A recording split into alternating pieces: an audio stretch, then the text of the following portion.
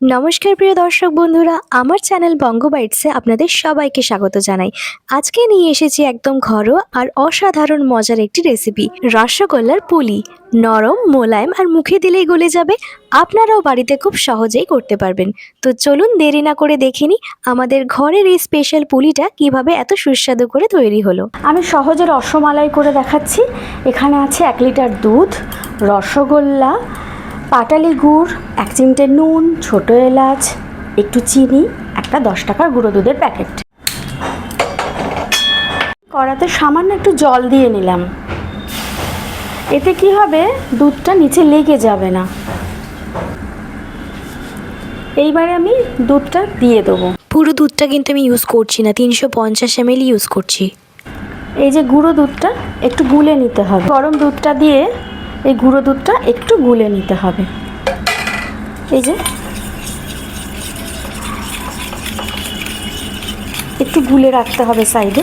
এটা লাস্টে মেশাতে হবে যাতে করে ক্ষীরটা ঘন হয়। দুধের মধ্যে নুনটা দিয়ে দেবো, ছোটো এলাচ দিয়ে দেবো। দিয়ে দিলাম নুনটা। পাটালি দিয়ে দিলাম। আমি চিনির পরিমাণ কম খাই, আমি অল্প চিনি দিলাম। একটু চিনি দিয়ে দেবো, ব্যাস।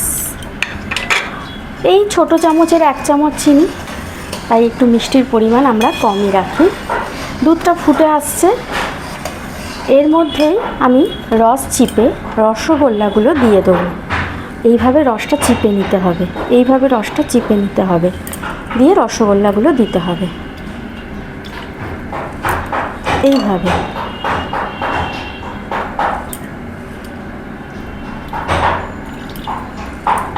ততক্ষণ গ্যাসের আঁচটা একটু সিমে রাখতে হবে।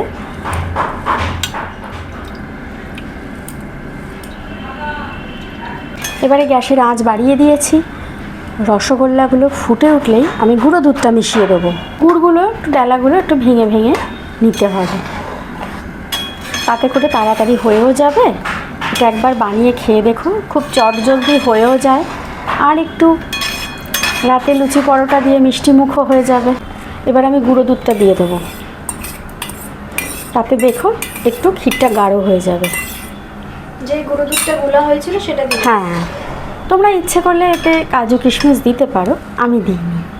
এটা কিন্তু একটু দুধই নামাতে হবে, মানে ঝোল ঝোল টাইপের নামাতে হবে, কারণ দুধটা পরে টেনে নিতে পারে।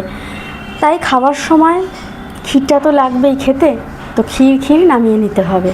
খুব বেশি কিন্তু ফোটানো যাবে না, তাই গ্যাসটা আমি বন্ধ করে দিলাম।